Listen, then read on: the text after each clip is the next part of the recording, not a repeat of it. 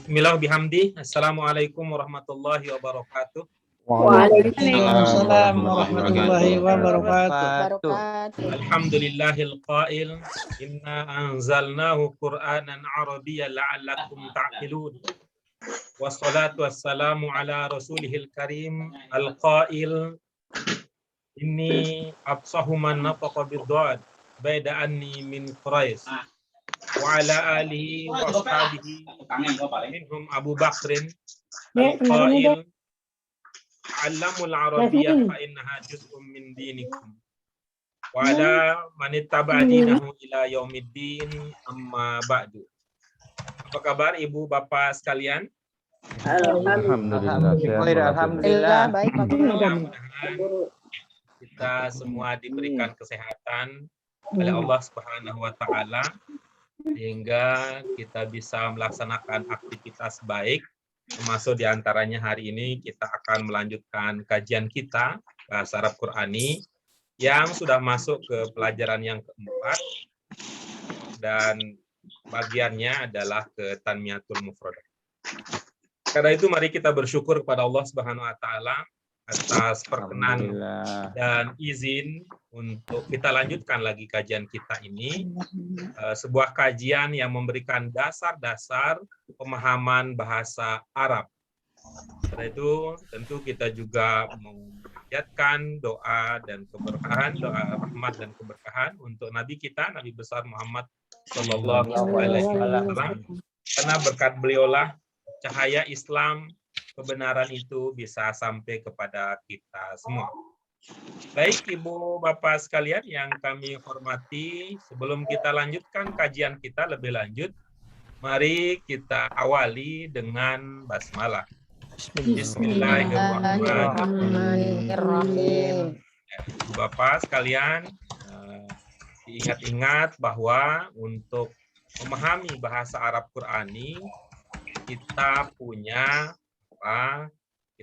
beberapa modal ya. Kita punya beberapa modal, itu diantaranya prinsip belajar bahasa Arab Qur'ani, kemudian ciri khusus bahasa Arab, kemudian makna bentuk, setelah itu ciri bentuk, kemudian target pembelajaran yang kita rumuskan dengan 4 sehat, 5 istimewa. Semua itu akan membantu kita untuk mendapatkan pemahaman yang maksimal tentang bahasa Arab yang sedang kita kaji ini. Ibu Bapak sekalian, bahasa Arab ini tentu akan mudah jika kita secara istiqomah, sabar, tekun, mengikuti satu tahap ke tahap berikutnya. Bahasa Arab Qur'ani tidak menuntut kita untuk mengkreasi, untuk membuat, untuk mengarang ungkapan-ungkapan dalam bahasa Arab. Karena bagi kita yang baru belajar bahasa apapun juga itu, kemudian kalau kita memberanikan diri mencoba untuk mengarang sendiri, terkadang itu tidak produktif dan terkadang terdengar aneh. Ya, terkadang terdengar aneh di telinga orang-orang yang pernah belajar bahasa Arab sebelumnya. Posisi kita belajar bahasa Arab Qur'ani adalah ayat-ayat Al-Quran yang kita temukan, ya kita sebut dengan ayat Qur'ani, termasuk di dalamnya adalah doa dalam kegiatan ibadah sehari-hari, kemudian yang kedua ayat-ayat populer, kemudian yang ketiga wacana keislaman tingkat dasar. Itu posisi kita adalah secara aktif memahaminya dengan menggunakan modal kebahasaan yang kita miliki.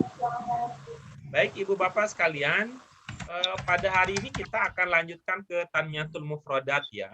Dan Tanmiyatul Mufradat kita ini akan lebih banyak ya, penekanannya kepada apa yang sebelumnya kami sudah wanti-wanti dengan penjelasan bahwa domair, kata ganti, kemudian setelah itu subjek, setelah itu kemudian pelaku, itu punya keterkaitan erat di dalam memahami bahasa. Selanjutnya kami pernah sampaikan bahwa domair yang sudah kita pelajari tidak banyak sebenarnya Ibu Bapak sekalian yang populer penggunaannya di dalam Al-Quran. Domair yang sudah kita pelajari itu kita akan coba kenali penandanya.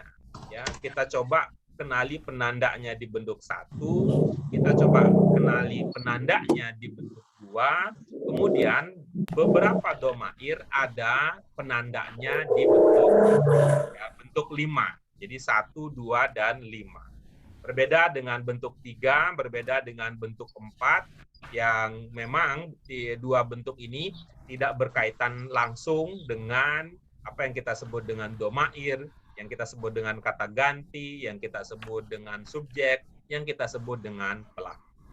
Kalau untuk 1, 2, dan 5, biasanya kata-kata ini langsung merujuk atau langsung menginformasikan kepada kita tentang apa domir, apa kata ganti, apa subjek atau siapa subjek, atau apa dan siapa pelaku dari sebuah ungkapan dalam bahasa yang kita sebut dengan bentuk 1, bentuk 2, dan bentuk 5.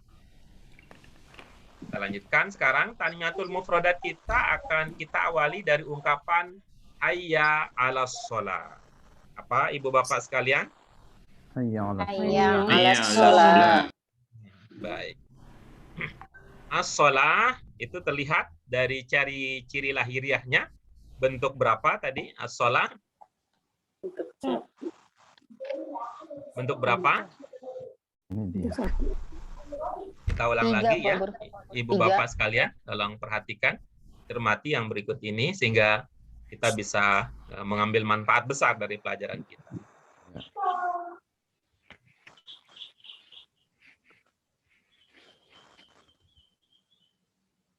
Oke, sudah terlihat Ibu Bapak sekalian? Ya.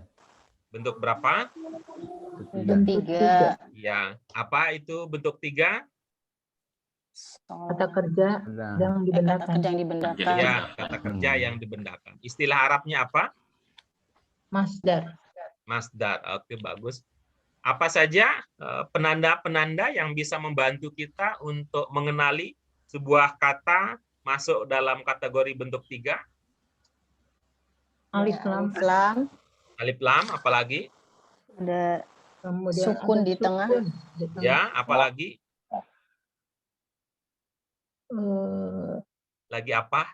Lagi mikir. Apalagi? Belum. Lagi Ada apa? ta? Lagi mikir. Apa? Tan. Bukan tadi. Itu saja yang teringat? Iya, Pak Guru.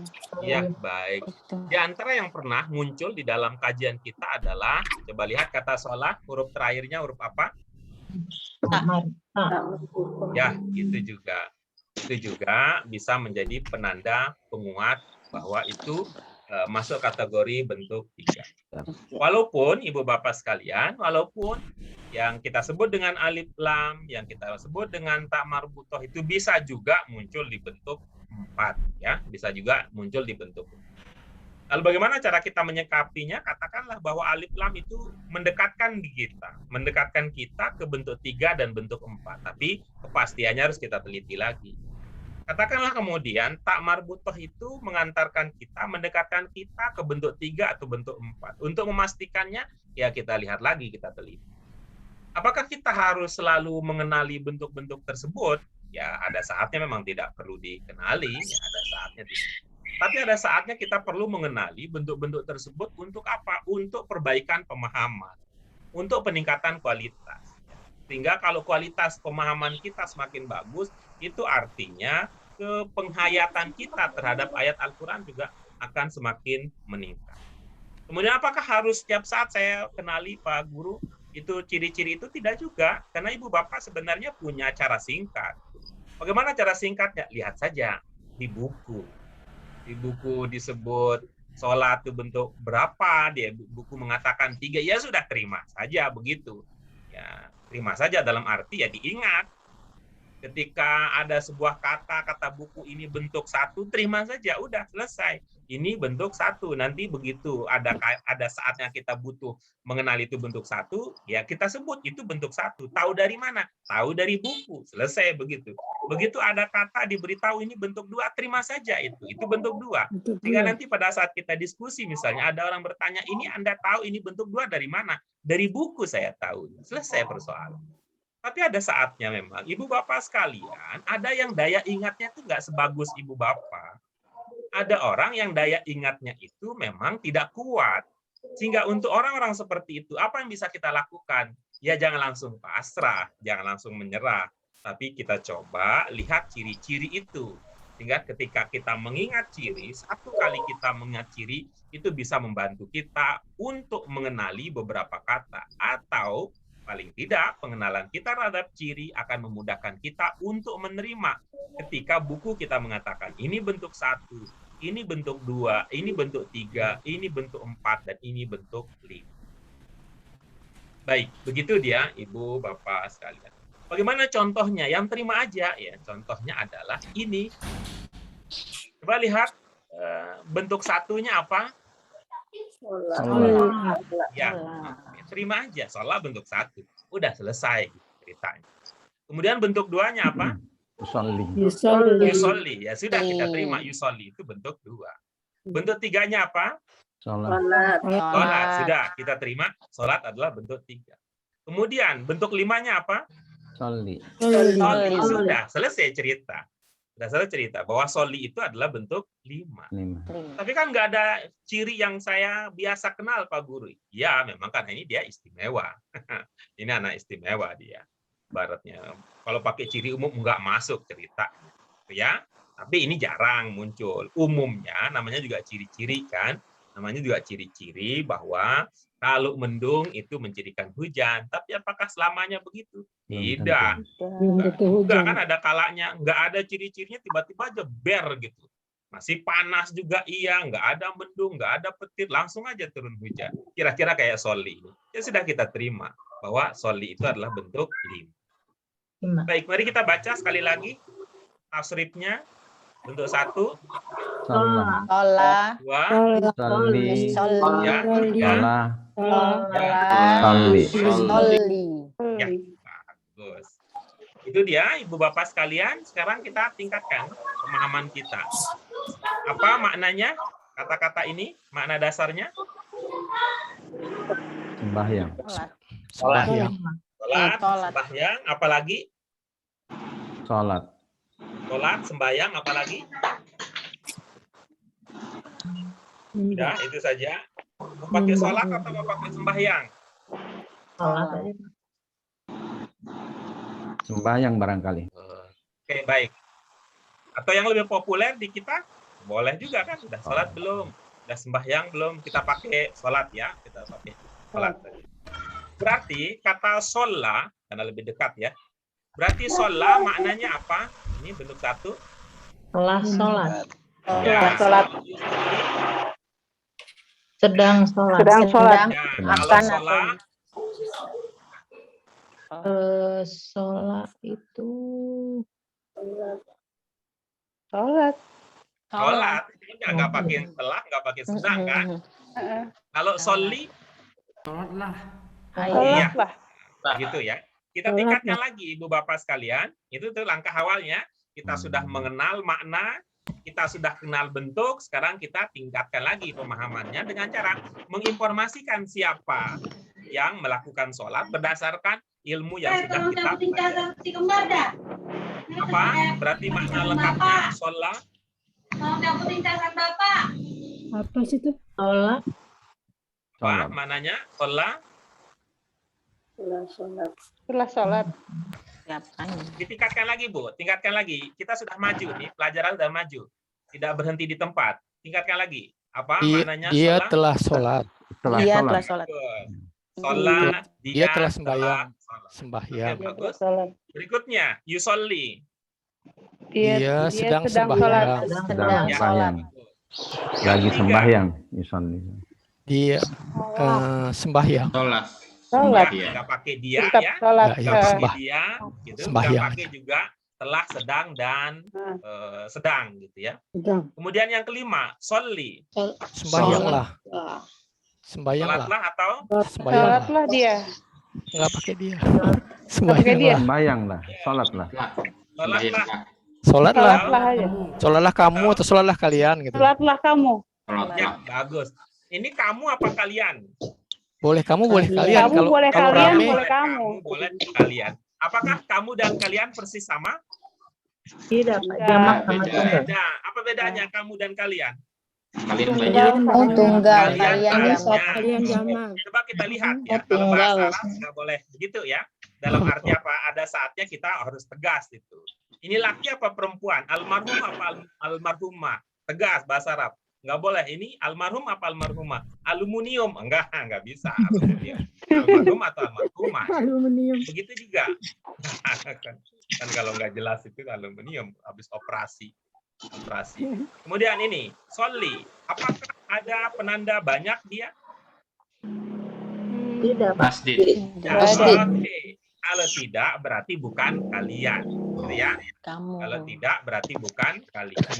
Kalau kalian itu adalah jamak, tunggalnya adalah Kamu. ya berarti soli maknanya Kamu. Sholatlah kamu. sholatlah Sholatlah kamu, gitu. Atau menurut struktur umumnya subjek ada di mana? Depan. Berarti soli maknanya Kamu sholatlah. Sholat. Kamu sholatlah. kamu sholat. Sholat. Itu dia Ibu Bapak sekalian. Sampai hari ini kemampuan kita memahami bentuk 1, 2, dan 5 udah sampai di situ. Ya. Kalau soal makna dasar kita sudah biasa. Ya. Untuk makna dasar kita sudah biasa lakukan dengan cara apa? Dengan cara tadarus kamus. Wah, itu tadarus kamus.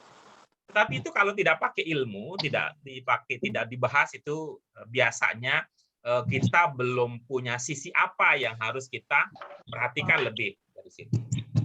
Makna dasar sudah, makna bentuk, maka ketika kita tahu ini ada muncul ini, saya sering bertanya, itu makna bentuk yang muncul apa? Makna bentuk yang muncul apa? Kemudian berikutnya sekarang kita sudah paham bahwa indikasi siapa dan apa yang melakukan sesuatu. Baik Ibu Bapak sekalian, kita akan bicara lebih lanjut tentang ilmunya adalah berangkat dari ilmu tentang domair. Ibu Bapak masih ingat domair yang kita pelajari di bahasa Arab Qurani kita apa saja? Wa, hum, ana, nahnu, anta, antum. Antum. Wa, jamaknya apa? Wa, nahnu. Huwa, hum. Wa, jamaknya? Hum. Hum. Kemudian ana, Nahnu. ya. Nah, antum Kemudian jamaknya. Anta, antum. Antum. antum. Jadi Ibu Bapak sekalian untuk bahasa Arab Qurani ini kelasnya kelas ekonomi. Ini kelasnya kelas ekonomi. Domair yang difokuskan itu 6 itu yang utama. Huwa, hum, kemudian ana, nahnu, anta, dan antum. Itu ya. Sekarang Ibu Bapak sekalian, kita akan pahami lebih lanjut ya. Kecuali kalau Ibu Bapak sudah ada yang mengingat ya, dari pelajaran kita yang sebelumnya. Kalau huwa dibentuk 1, cirinya apa? Yang di pelajaran kita sebelumnya? Oke, bagus. Hum dibentuk 1, cirinya apa? Hum. Hum dibentuk. Wow. alif. Wah, bagus. Ana dibentuk 1, cirinya apa? Alif. Ya.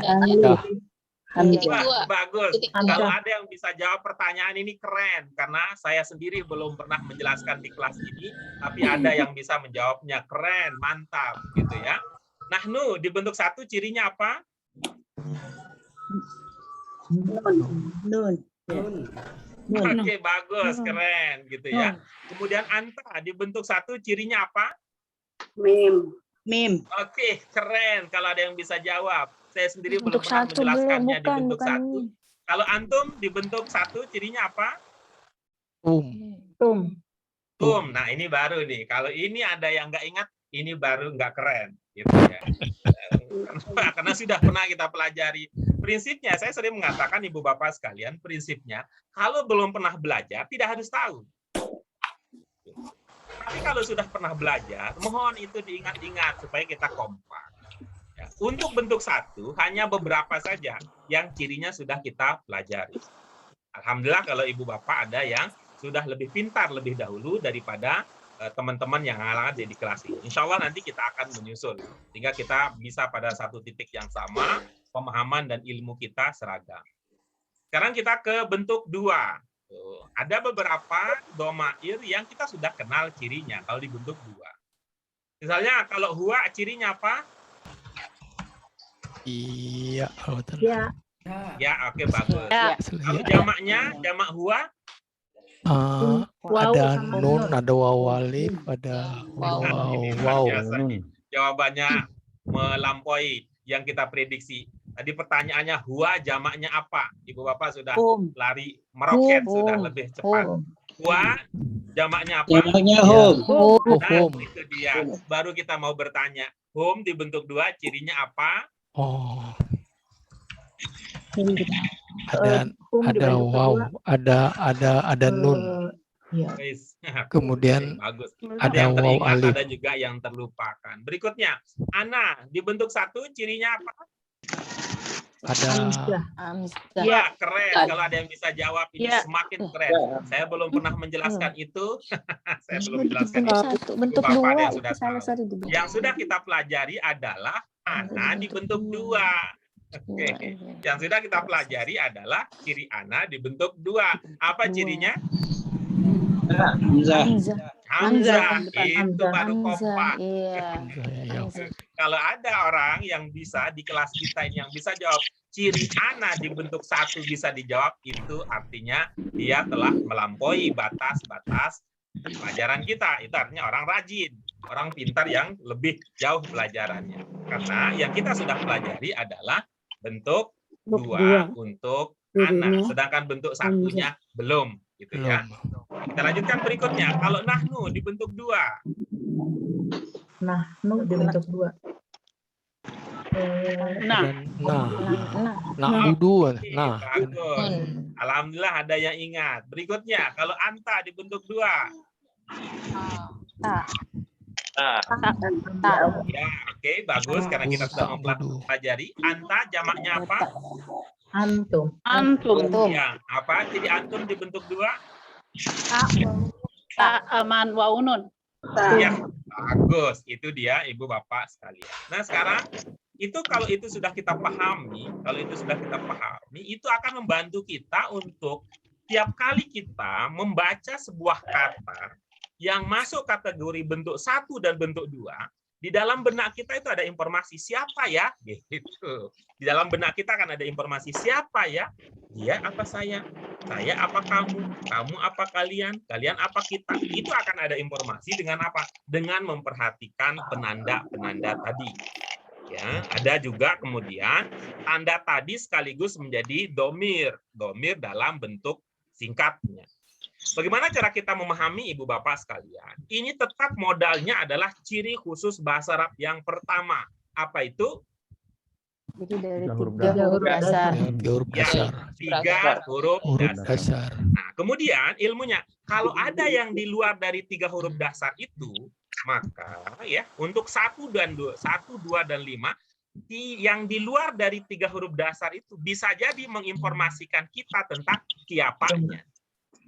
Menginformasikan apa? Siap. Makanya. Siapanya. Itu dia. Ya. Siapanya.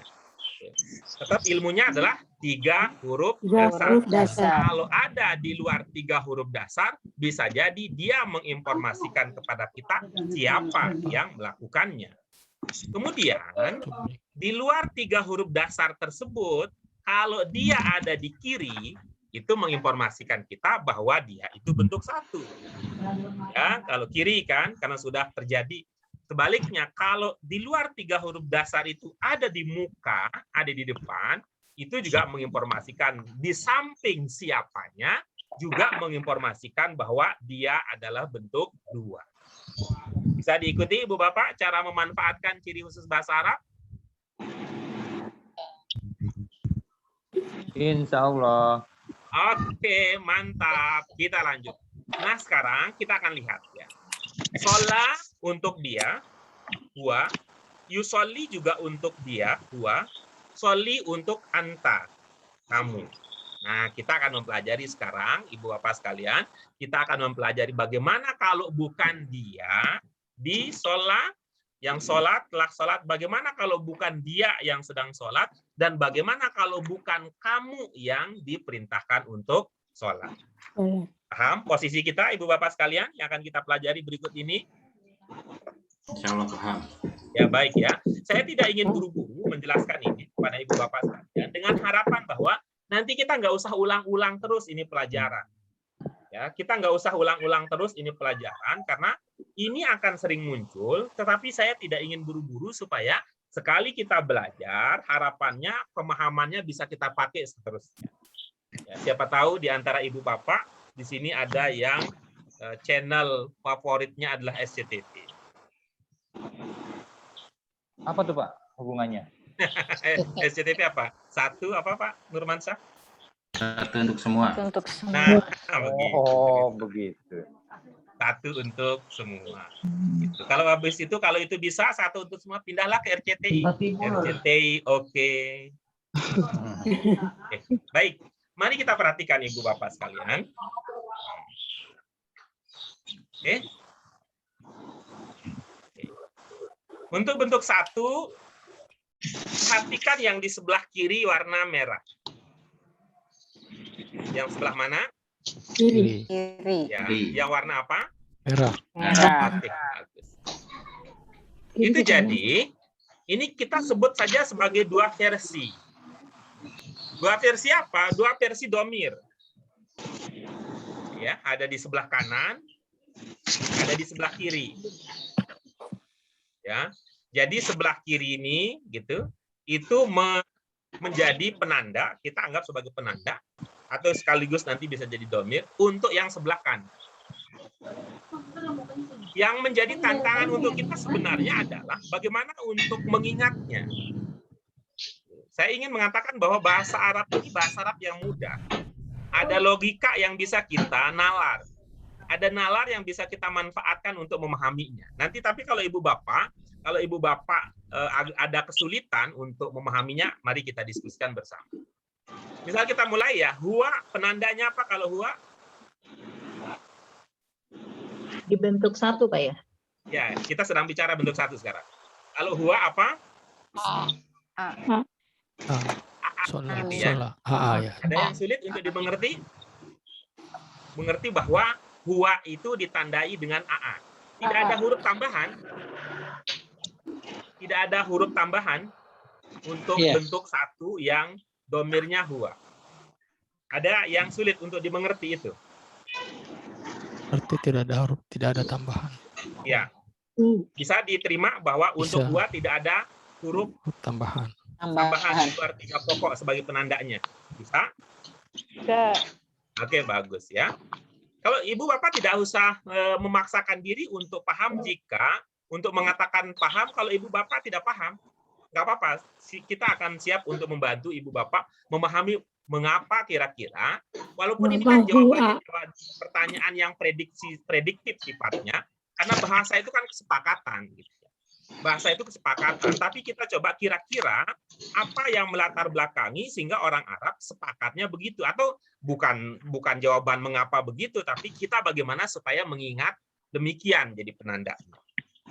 Oke ya, untuk huwa. Saya belum Pak Guru. Gitu loh. Yang belum dipahami apa? Huwa itu kan menandakan dia, domir dia begitu Pak Guru.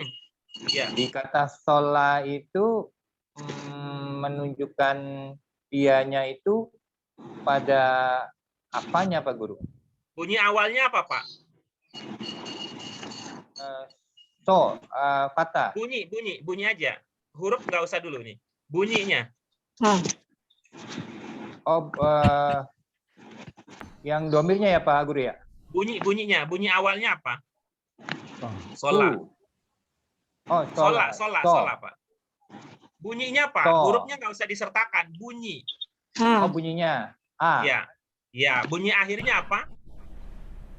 A. Ya, itu yang kita jadikan penanda. Dia AA saya. Dia AA. Oh. Saya kira Ini ada pertama kali muncul kan ya? Ini bentuk satu pertama kali muncul ya? Iya. Ya.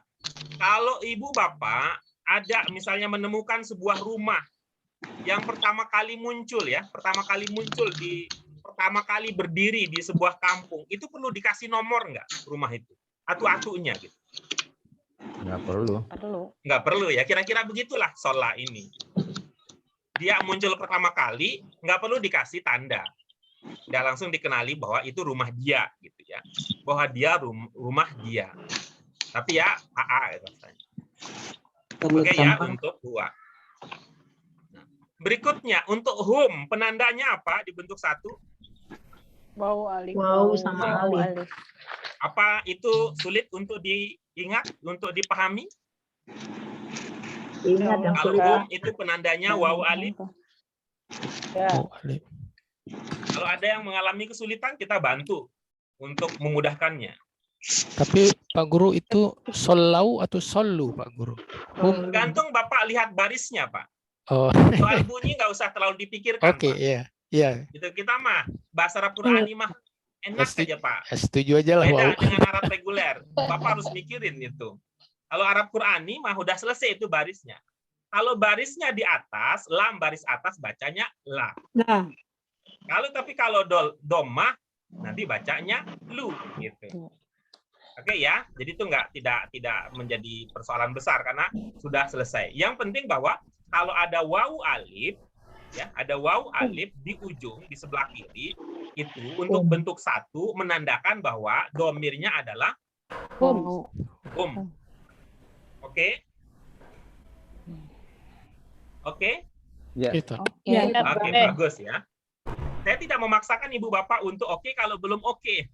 Karena saya ingin tadi ya, kita belajar sekarang ini untuk seterusnya, Ibu Bapak sekalian. Jangan nanti pada saat kita sudah praktik, kemudian Ibu Bapak baru mengatakan bahwa kok saya mengalami kesulitan ya Pak Guru gitu. Jadi kita sering maju mundur nanti. Untung aja nggak banyak kendaraan yang lewat. Kalau banyak, ketabrak lah kita kalau sering maju mundur. Oke ya. Ana, penandanya apa? Anak Tu. Oke. Mudah diingat? Insya Allah mudah. Oke, bagus. Kalau mudah, saya tidak akan menjelaskan lebih banyak. Tapi kalau ada yang mengalami kesulitan, saya akan bantu. Untuk nahnu, penandanya apa? Pak Guru, Nah. Pak Guru, saya mau Ya. nanya. Ana tadi. Apa, Itu Pak? tadi katanya penandanya cuma tu, padahal kan di situ ada ya juga. Warna apa ya-nya, Pak? Iya, memang warna hitam, tapi itu Oke, kan berarti di luar perhatian kita, Pak. Berarti di luar perhatian kita. Ya, yang menjadi fokus perhatian kita adalah tu-nya saja. Bisa, Pak? Bisa? belum bisa, Pak Guru, karena kan Yang perhatikan yang warna merah aja, Pak. enggak, saya bukan warna merahnya. Di atas kan awalnya tadi dasarnya Nggak usah, tadi kan nggak usah sawab. diperhatikan, Pak. Nggak usah diperhatikan itu. Nggak usah diperhatikan. Itu di luar pembahasan kita. Itu ilmunya nanti ilmu gitu. tingkat tinggi, Pak. Iya, oke. Ya, sekali lagi mohon maaf ya, Pak. Ini masih di dasar ya. Itu masih di dasar. Bukan berarti tidak ada penjelasannya. Tetapi bagi kita yang baru belajar bahasa Arab, penjelasan terkait dengan ya itu belum waktunya. Oh iya. Oke ya. Ya. Kita lanjutkan berikutnya. Untuk nahnu, apa penandanya? Nah. Nah, Oke, bagus ya. non- Mudah diingat.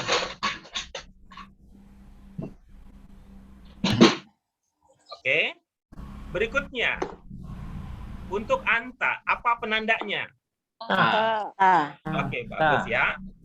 Saya lanjutkan berikutnya. Untuk antum, apa penandanya? tum. Oke. Tum. Ada kendala di situ memahaminya? Itu artinya Ibu Bapak sekalian, nanti ini akan kita akan ini kalau kita temukan dalam bahasa Arab ini akan hadir sekaligus ya. Dia akan hadir sekaligus ya, memang warnanya tidak dibikin merah lagi nanti ya. Tidak dibikin merah lagi gitu. Tapi Ibu Bapak perlu teliti bahwa ini dibikin merah supaya kita punya fokus ke sana. Itu artinya bahwa begitu ada sholat, kita bisa berkata dia.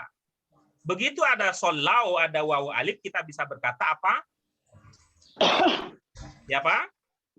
Iya. Mereka. Waalaikum. Begitu ada sollaitu, ada tu, kita bisa berkata siapa? Anak. Saya. Saya atau Saya. anak. Begitu ada sollaina, maka kita kemudian bisa berkata di sini ada Kami atau kami kita. atau kita. Begitu ada sollaita, langsung kita bisa memahami Kamu. bahwa di sini ada Kamu. Kamu. begitu ada sollaitu berarti di sini Kamu. bisa kita langsung apa? Kalian. Ya. Kalian. Kalian. Tetapi Ibu Bapak sekalian, mohon ini jangan kemudian terpisah ilmunya bahwa ini kita bicara tentang bentuk satu gitu. Ya.